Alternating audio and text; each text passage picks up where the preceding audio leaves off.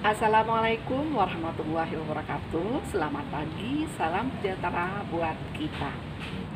Peserta didik yang Ibu sayangi, kita selalu berdoa semoga kita dalam keadaan sehat walafiat dan tetap semangat belajar dari rumah. Peserta didik yang Ibu sayangi, pagi ini kita masih membahas kisi-kisi ujian sekolah mata pelajaran bahasa Indonesia. Pada pertemuan sebelumnya kita sudah bahas teks yang dipelajari di kelas 8. Nah, saat ini kita akan pelajari teks yang dipelajari di kelas 9. Karena masa pandemi ini, maka teksnya sangat sedikit, yaitu teks pidato, teks cerita inspiratif. Untuk teks yang ada pada pelajaran kelas 7, khususnya untuk soal-soal yang berhubungan dengan ejaan, penggunaan huruf besar atau huruf kapital, penggunaan tanda baca, kata baku, atau kalimat yang tidak padu. Untuk lebih jelasnya, kita perhatikan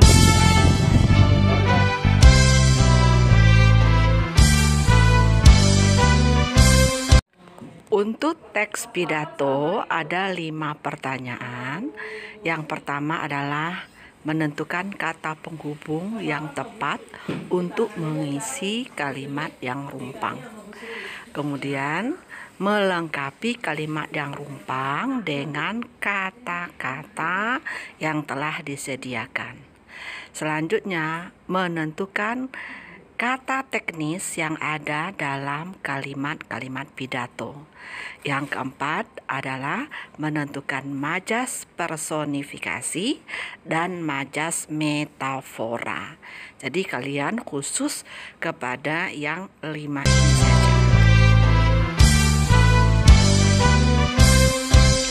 Untuk cerita inspiratif, pertanyaannya memang banyak. Yang pertama, menentukan makna kata yang ada dalam cerita inspiratif tersebut.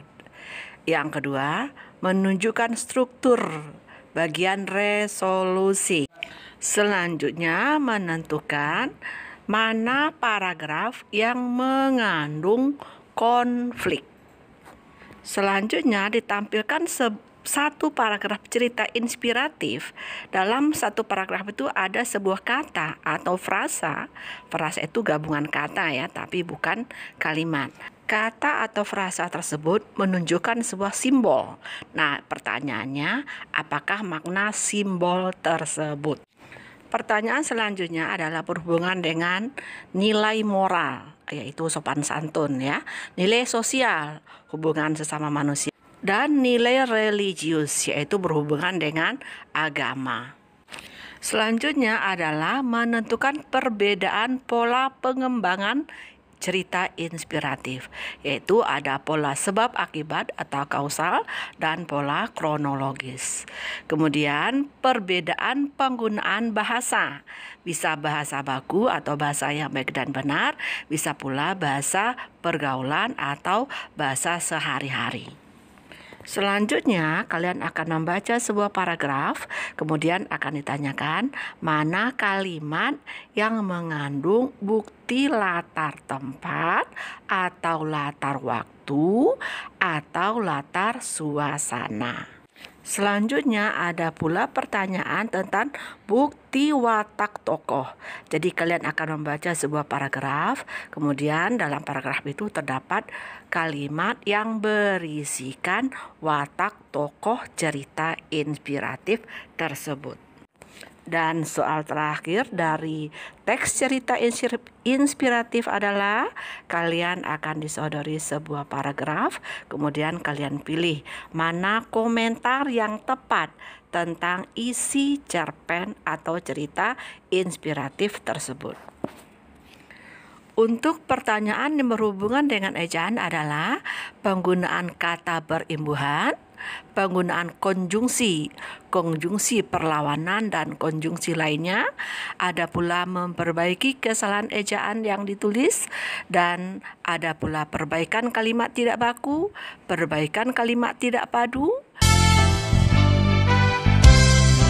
dan menentukan alasan kenapa penggunaan kalimat tersebut tidak padu. Peserta didik yang Ibu sayangi, demikian telah kita bahas seluruh kisi-kisi untuk ujian sekolah pada tahun pelajaran 2020-2021 mata pelajaran Bahasa Indonesia.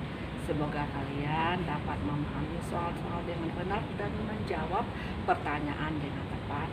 Ibu berharap kalian sukses. Terima kasih atas perhatiannya. Wabillahi taufiq wal hidayah. Assalamualaikum warahmatullahi wabarakatuh.